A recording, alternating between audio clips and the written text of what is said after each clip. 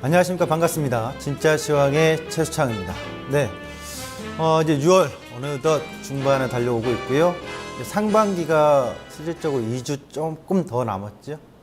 거래수로는 한 12거래일, 그리고 오늘 또 드디어 한국 증시에 새로운 변화가 있었던 첫날입니다. 주식 상하 변동이 30%로 확대됐죠. 요란하게 시작할 것 같았습니다만 썩 요란하지도 않네요. 이렇게 30% 확대되면 30% 진입하는 종목이 막 우르르 나온다거나, 아니면 시장이 좀 대외적으로 불안한 느낌이 있다 보니까 뭔가 확 빠질 것 같은 그런 종목들이 나올 줄 알았는데, 첫날인데 양호하게 무난하게 또 이어지는 것 같습니다. 자, 오늘 코스피 지수 어떻게 움직였는지 한번 보도록 하겠습니다. 보여주시죠. 2044.26입니다. 네. 전일 대비해서 0.38%의 하락세로 좀 시작을 하고 있고 흘러가고 있다, 이렇게 봐야 되겠죠. 오늘 하루 첫날인데요. 어떤 첫날? 네. 주중 첫날인데 좀 약세적으로 움직이고 있네요. 코스피 포인트 보러 가도록 하겠습니다. 바로. 네. 코스피 포인트, 오늘 제가 잡아온 포인트는요, 키워드 증시예요. 이 키워드라는 것이 실적으로 우리가 전산이나 컴퓨터를 얘기할 때는 어떠한 데이터를 검색할 때 필요한 정보를 빨리 찾아내기 위한 어떤 사용하는 단어, 이렇게 좀 알 수가 있겠고, 또 다른 의미가 있다라고 본다면 어떤 문장을 이해하거나 실마리를 풀어갈 때, 문제를 해가는데 실마리를 풀어나가는 때 필요로 하는 말, 이렇게 좀 사전적인 의미, 그렇더라고요. 지금 현재 우리 증시에 딱 어울리지 않나 봐요. 어떤 실마리를 풀어가는 어떤 포인트. 이따 이슈로 좀 다루긴 하겠습니다만, 결국 국내 증시는 해외 지금 어떤 이슈 모멘텀들, 이벤트들이 상당히 많이 있잖아요.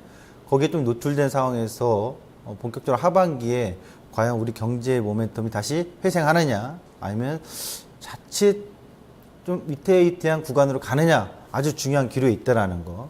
자, 키워드 증시입니다. 엔화 반사 기대 및 저평가 자동차. 자동차주를 오늘 좀 제가 별 움직임도 없고 특징적으로 보여지지도 않을 거예요. 대다수의 투자자분들이나 시청자분들, 또는 방송에서도 지금 자동차 광고 거의 안 할 겁니다. 네. 근데 지켜봐야 된다는 얘기예요. 왜 그런지 이따 설명을 좀 드리도록 하고, 그다음 두 번째, 디스플레이 산업. 중국과 상생과 경쟁 사이인데요. 중국하고 상생을 할 거냐, 경쟁을 계속 할 거냐. 앞으로 경쟁이 더 유력해지겠지만 당분간 좀 상생을 가지 않겠냐고 보여요. 오늘 또 이런 기사 났죠. 중국하고 한중 민간 협의체를 구성해서 회의를 한다라고. 그것이 특별하게 시장에 달콤한 뉴스라고 보여지진 않습니다만, 만나서 도대체 뭔 얘기를 할지 관심을 한번 둬보도록 하겠습니다. 화학주 추세 지속적으로 이어지고 있다는 거 살펴보도록 하겠습니다. 먼저 그러면 첫 번째, 엔화 반사이익에 따른 기대, 자동차주 움직임 어떻게 나오나 한번 살펴볼까요? 네. 자, 자동차 오늘 어떻게 움직입니까? 현대모비스는 잘 움직이네요. 2% 정도. 현대차, 기아차는 움직인다고 볼 수가 없겠죠? 30% 확대가 된 첫날인데 못해도 위아래로 3%씩 움직여줘야지. 0.12% 기아차 하락, 현대차 0.74% 상승, 움직임이 거의 없다고 봐야 되는데요. 자동차주 굉장히 중요합니다. 지금 미국의 전체적인 어떤 자동차 판매 대수는 증가인데, 국내 차 업체들은 실제로 판매량이 좀 감소했다는 얘기가 계속 나오고 있잖아요. 해외 증시에서. 포인트 보도록 하겠습니다.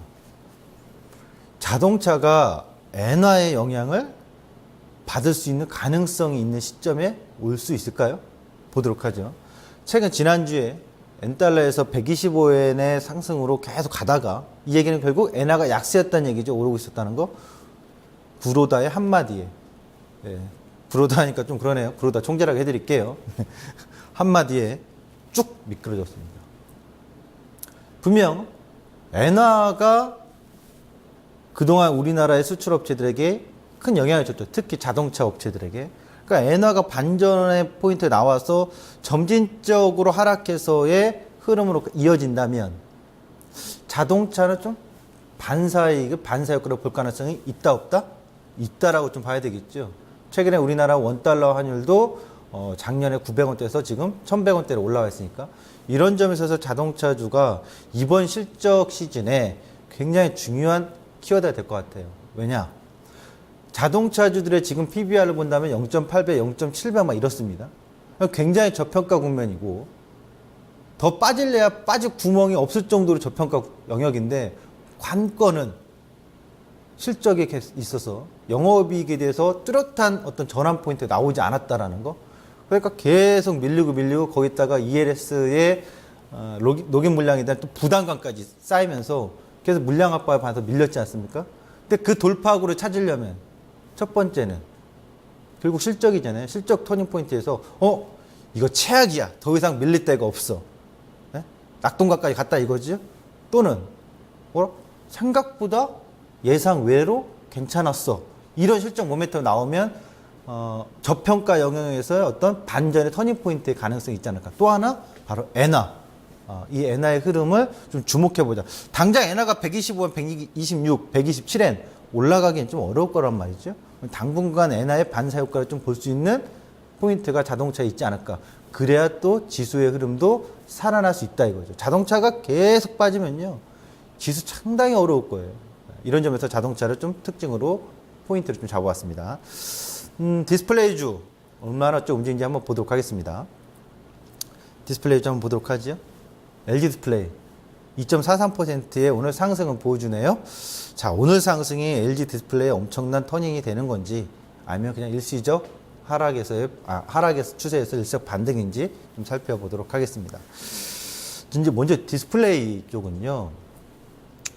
누누이 이 시간에도 몇 번 얘기했습니다만 차세대 신기술로 가야 되는 거예요. 중국은 계속해서 LCD 쪽의 생산량 확대하면서 쫓아왔고요. 그러니까 LG 디스플레이가 기본적으로 LCD 쪽에서는 크게 힘을 못 쓸 거라고요, 앞으로. 결국 신기술이 접목된 차세대 디스플레이에서 마진율을 높여나가고 그 기술을 이끌어가야 되는 건데, 그래서 OLED를 항상 관심 있게 보셔야 된다. 그리고 향후에 플렉시블 이렇게 가야 된다는 얘기겠죠. 근데 중국의 디스플레이 산업은 발전 목표, 역량 강화, 질적 성장, 국제 합작 강화, 장비 재료 강화. 요 내용으로 보시면 포인트는 일단 발전 목표예요. 2016년까지 뭐 단계적으로 목표를 달성해놓고 전 세계 점유율 20% 이상. 그리고 LCD 양상 및 생산량을 어마어마하게 확대하고 있다는 거. 향후에는 이제 그들도 신기술을 따라오려고 노력하겠지만 아직은 기술적인 부분에서 신기술 차세대 기술은 격차가 있으니까 우리가 좀 더 우위에 있다 이렇게 보시면 되겠고요. 맨 밑으로 가면은 장비 재료 강화인데 당연히 지금 LCD 생산량을 양적으로 강화시키다 보니까 장비는 중국 자국의 장비보다는 일본이나 한국산의 장비를 수입해서 쓸 수밖에 없거든요. 차후에는 뭐 이제 자국의 국산화율을 높여나가겠다는 이런 계획도 있는 건데, 그렇다면 지금 시점에서 저렇게 LCD의 디스플레이 양을 계속 확대하고 지난번에도 자료를 보여드렸습니다만 또 공격적인 설비 투자를 한다는 얘기는 올해까지 일단 내년에도 있습니다만 올해 연말까지 굉장히 공격적으로 한다면 우리나라의 어떤 관련 장비주들이 관심의 섹터에 들어가지 않겠느냐. 뭐 수저 소유도 이어지는 종목들이 있고요. 뭐 이런 종목들이 기본적으로 지금 펀더멘탈의 기점으로 계속해서 좀 주가에 영향을 받고 있다. 긍정적인 뭐 이렇게 좀 보시면 될 것 같아요. 올 하반기까지는 좀 그런 관점에서 계속 지속적으로 이어지지 않겠느냐라고 특징을 좀 잡아봤습니다. 그래서 어떤 종목들이 최근에 좀 있었냐면 이 종목 외에도 더 많이 있습니다. 분명 비아트론도 있고요, DSK, DENT. DENT 같은 검사 장비고요. DSK 같은 경우는 LCD 모듈 장비. 비아트론 같은 경우는 대표하는 종목이 또 테라세미콘 같은 경우, 그렇죠? 아무래도 장비 쪽에 같이 있는 기업들인데 이런 장비들이 최근에 중화권에 장비 수출한 사례들이 좀 나왔다. 이렇게 공시의 내용을 살펴볼 수 있겠습니다. 또 하나 자료를 보도록 하죠. 중소형 디스플레이. 이거 왜 제가 갖고 나왔냐면요. 중화권하고는 크게 관계는 없는데 결국 지금 LG 디스플레이처럼 대형 우리나라 디스플레이 산업이 갈 길은 여기에 있다는 얘기예요. 아몰레드, OLED. 계속해서 2, 3년 전부터 얘기 나왔습니다만 실질적으로 실적의 모멘텀을 불을 땡기지 못했거든요. 근데 작년에 보시면 삼성은 9인치, 그러니까 중소형 디스플레이 쪽에 집중적으로 OLED를 가고 있고 LG는 대형 쪽으로 갔었단 말이에요. 방향이 좀 틀렸는데 드디어 LG가 작년부터 점진적으로 중소형 디스플레이 점유율을 따라잡기 시작했습니다. 그리고 반대로 삼성은 이제 대형 OLED 쪽에 또 나서려고 하고 있고요. 점유율을 보시면 삼성 디스플레이 쪽에서의 점유율이 분기별로 가장 압도적으로 24%, 23%, 16%, 15% 했는데 3, 4분기에 역전이 좀 생기기 시작했어요. 그러니까 LG 디스플레이도 이제 중소형 디스플레이 쪽에 더 많은 OLED 쪽에 생산량 확대하고 있다는 거. 점유율 일단 이게 일시적인지 또 앞으로 계속 추이적으로 갈지 모르겠습니다만 그 부분을 좀 더 주목해야 돼. 일단 전환은 역전했다는 얘기는 결국 이 중소형 디스플레이 쪽에서의 싸움은 LG 디스플레이랑 삼성이 디스플레이가 아주 경쟁이 심화될 것이다. 그리고 이쪽에서의 시장 점유율은 일본 업체들보다 우리가 좀 더 앞서 나갈 가능성이 있다. 이런 점에 있어서 LG 디스플레이나 우리나라 디스플레이 산업은 결국 OLED의 시장성이 좀 더 확대되는 그 시점에서 수익성 개선이 나타날 것 같아요. 지금은 뭐 기존의 수익성이 썩 좋지는 않다. 왜? 중국하고 상생이 아니라 경쟁이다. 다만 장비업체 쪽에 이런 쪽은 상생일 가능성이 더 높은 현 시점이다. 이렇게 디스플레이 쪽을 정리를 좀 해봤습니다. 이제 디스플레이 정리 좀 해봤고요. 다음으로 이제 코스닥 지수 한번 보도록 하기 전에 화학주를 빼먹을 뻔했네요. 화학주 한번 지금 보여주시죠. 네. 화학주 얼마나 움직이나요? LG, 하나케미칼, SOE, SKC, 롯데케미칼. 전반적으로 오늘 화학업체 전반적으로 다 양호한 상승 흐름을 보여주고 있어요. 이 시간을 통해서도 화학주는 추세가 살아있다. 지속적으로. 그리고 추세가 꺾인 시점에 가격을 말씀드렸는데 그러면 안 좋다는 얘기예요. 근데 지금 살아있잖아요. 이 흐름을 계속해서 좀 지켜봐야 되는데 차트로 제가 LG 디스플레이랑 화학주 잠깐만 차트를 잡아서 가보도록 하겠습니다. 먼저 LG 디스플레이 보도록 하겠습니다. 보여주시죠. 오늘 기적 반등이 이렇게 나오긴 하는데 제가 봤을 때는 아직 딱히 이거 저점이야. 외국인이 계속 사니까 이렇게 얘기하기 좀 어려울 것 같아요. 기술적으로. 주봉인데요. 정말 좋은 주식은 6월 지금 상반기가 마무리되잖아요. 그럼 상반기에 마무리될 시점에 신저점을 깨고 있으면은 반전의 터닝 포인트는 예상할 수 있을지언정 추세 상승 달리는 거는 아니라는 얘기죠. 왜? LG 디스플레이 같은 경우 보더라도요. 작년 같은 경우에 실적이 좀 좋을 때는 결국 땡 하고 출발해가지고 오히려 그 2014년도 연고가를 계속해서 갱신하면서 갔잖아요. 이런 흐름이 나와야 좋은 건데 지금은 연저점을 계속 깨면서 밑에서 과연 저점이 어디일까 잡을 동 말동 하니까 반전의 가능성은 예상이 되는 포인트가 있어요. 근데 아직 완전한 터닝은 아니다. 그리고 추세 달림은 아니다. 그 가격이 어디 때냐면 보시면 작년에 전고점 자리죠. 여기 보이시죠? 작년 처음에 고점 올라갔다가 빠졌다가 다시 올라갔을 때 그리고 눌렀을 때 눌렀던 저점 전고점 자리 대략 26,000원 정도 될 거예요. 이 가격대에서의 뭐 아랫골이 달리는 뭐 음봉이든 아랫골이 달리는 양봉이든 기술적으로 전환점이 나타난다면 그런 자세는 기술적 터닝 포인트의 가능성이 있지 않을까? 이렇게 좀 예상을 해볼 수 있다 보시면 될 것 같고요. 화학주 한번 보도록 하겠습니다. LG와 롯데케미칼 주봉이잖아요. 롯데케미칼이 아직 뭐 또 올라가고 있는 흐름인데 이 추세를 타고 있기 때문에 끊어놓지 않았다. 25만 원 정도 얘기했어요. 전저점 깨서는 안 된다.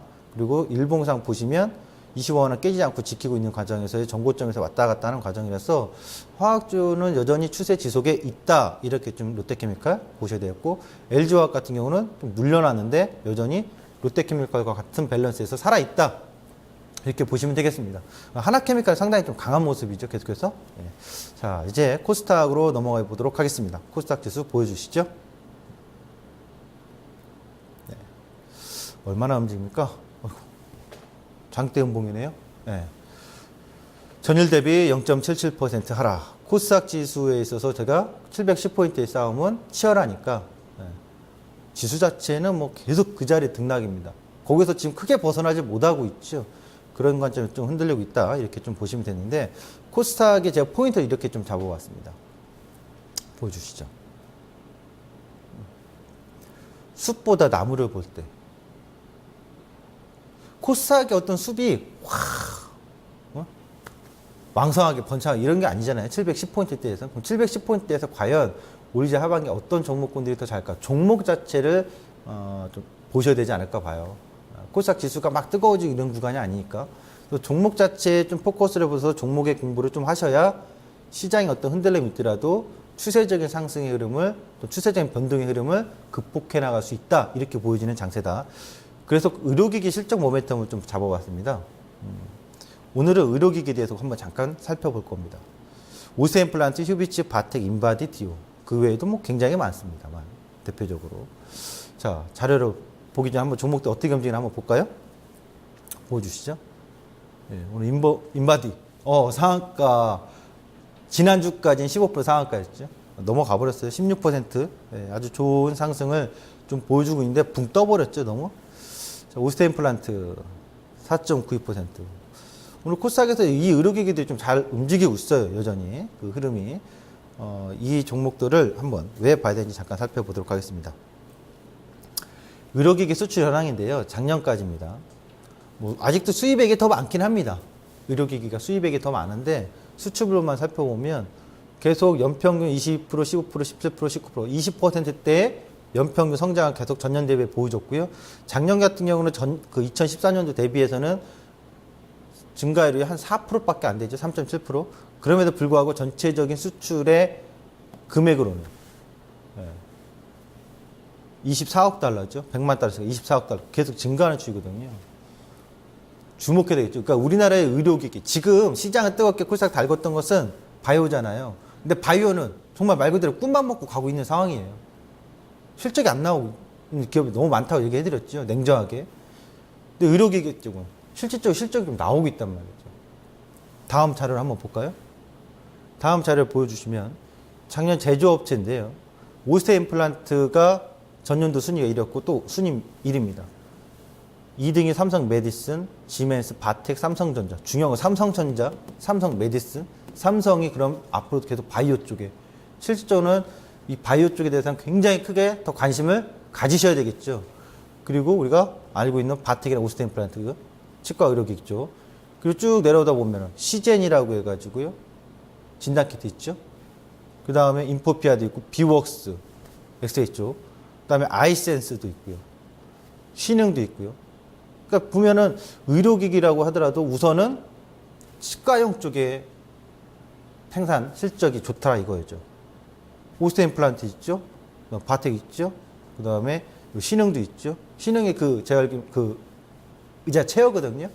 그리고 진단키트 쪽도 있고. 의료기기 쪽은 매출 실적이 나오면서 성장을 하고 있다. 이렇게 좀 보시면 좋을 것 같아요. 차트 한번 보도록 할까요? 차트를 한번 잡아주시기 바랍니다. 먼저 인바디 오늘 많이 올라가니까요. 한번 보도록 할게요. 일봉상 인바디. 예. 오늘 이게 너무 압축했네요. 자, 보실까요? 추세적인 상승은 계속 이어오고 나서도요. 기간 조정과 가격 조정 한번 거치는 과정에서 지금 전고점을 돌파해 놓는 모습이기 때문에 이렇게 되는 경우에는 실질적으로 6월달 저점인 이 35,000원짜리가 중장기적으로 지지 형태로 기준점으로 활용된다고 봐야 되겠죠. 예. 이 자리가 이탈 없다면 추세적인 상승은 계속 이어질 가능성이 높다. 이탈되면 이 자리를 기준으로 내렸다 올렸다 내렸다 올렸다 계속 기간 조정 가능성이 높다. 이렇게 좀 보시면 될 것 같고요. 그다음에 혈당기기 쪽의 이 휴비추도요. 매우 공격적인 막 상승 아니지만 꾸준하게 지그재그 상승을 보여주고 있는 거. 네. 그다음에 또 보시면 오스테 임플란트 볼까요? 오스테 임플란트 여전히 큰 추세를 갑니다. 그러니까 이제 바텍도 그렇고요. 같은 밸런스를 움직이죠.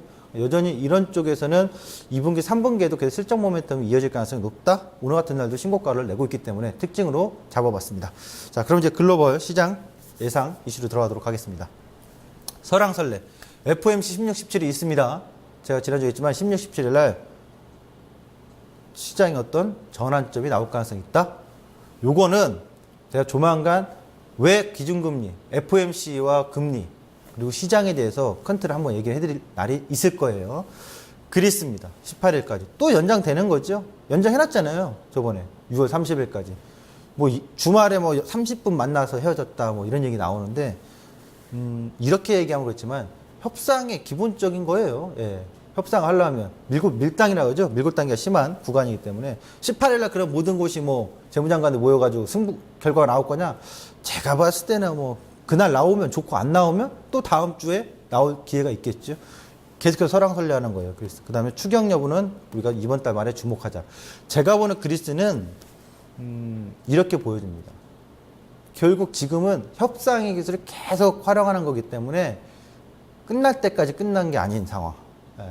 그래서 여전히 악재로서의 어떤 심리적인 불안을 계속 갖고는 갑니다만 끝끝내는 정치인들이 합의하지 않을까 이렇게 좀 가능성을 열어둡니다.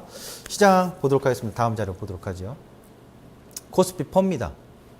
지난번에 이 시간을 통해서 5월 19일인가요? 보여드렸던 그 자료예요. 기억나실 거예요. 그 주에. 이 고점에 있을 때 제가 퍼가 이래서 이 자리 매수는 아니다. 기다렸다가 매수하는 포인트. 네. 그래서 그때 한 구간 따다닥 반등 나왔던 구간에 대한 영역을 제시했던 거잖아요. 퍼가 당시 18이었어요. 네. 다음 자료 보여주시죠. 그럼 지금 뭘 보냐? 퍼가 아니에요. 이제는 PBR을 보셔야 돼요. 코스피 200입니다. 이 PBR은요, 거래소에 가시면 증권시장지라는 자료가 있습니다. 거기에 매일같이 제공되는 자료를 토대로 제가 그림을 만들어 온 겁니다. 보시죠. 2011년도에 최바닥권이 9월 26일인데요. PBR이 1.12배. 그러니까 2012년 저점이 7월 25일에 나왔었고 중간 저점이 하반기 11월 16일 나왔는데 1.16배, 1.12배. 2013년에 최저점이 종합주가지수는 그때가 1770인가요? 네, 잠깐만요. 2013년도 맞을 거예요. 1770. 여기 나왔을 때가 6월 26일인데 코스피 200으로는 1.09배. 작년도 2월 4일날 저점 나왔었고 하반기 저점이 나왔었잖아요. 상반기 저점 때 1.15배. 하반기 쭉 뺐는데 1.09배 PBR. 올 초에 1.08배. 그럼 우리나라는 계속 1배는 이탈하지 않고, 요서 말하는 1배는 그 1배가 아니에요. 예. PBR 1배. 예. 1배 초반만 오면 저 가격대 비싸 오면은 저점 영역이 나왔고, 그렇죠? 위로는 팍 돌파를 못했는데요. 다음 자료를 보도록 하겠습니다. 지금 시점에서 보시면 1.13배예요. 그러니까 지금 자리가 공격적으로 확 빠지는 게 아니라 빠졌다 한번 리바운딩이 나올 수 있는 그런 PBR에 위치해 있다. 이렇게 보시면 될 것 같습니다. 다음 자료를 보도록 하겠습니다. 이거는 지난 6월 초반에 제가 말씀드렸던 자료잖아요. 우선 그때 당시 초반에 이런 월봉이 아래꼴 달린 음봉이든 만약 설마 반전의 양봉 이렇게 도치 양봉이 나올 수 있겠다라고 얘기했던 거여서 요거 그대로 보시면 될 것 같고요.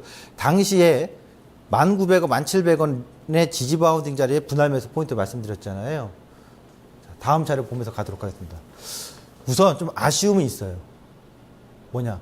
저점이 오늘도 500원대까지 내려왔는데요. 이게 좀 아쉽죠? 그러니까 조금 더 저점을 잘 매수할 수 있는 기회가 있었는데 좀 6월에 저점에 있어서의 저는 700원, 900원을 저점으로 봤는데 그 자리에 이탈했다. 그러면 시장 전략이 바뀌냐? 아주 중요한 질문하실 거예요. 안 바뀝니다. 다만 좀 더 저점 매수를 아쉽게 더 저점에서 매수할 수 있는 위치였는데 그게 좀 아쉬울 뿐이죠. 저점 변곡 싸움은 분할 매수 싸움은 계속 하셔야 되는 위치다. 1차 매수 포인트, 2차 매수 포인트라면 이제 이 자리를 3차. 그럼 지금 이 그림을 전 두 가지로 봐요. 어떻게?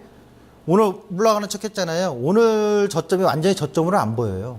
오늘 자리를 한 번 더 흔들었다가 돌리든 아니면 올려놨다가 오늘 저점 근처까지 눌러놨다 돌리든 하여튼 요 공간이 조만간 6월 말일날까지의 그림 두 가지 가능성을 보셔라.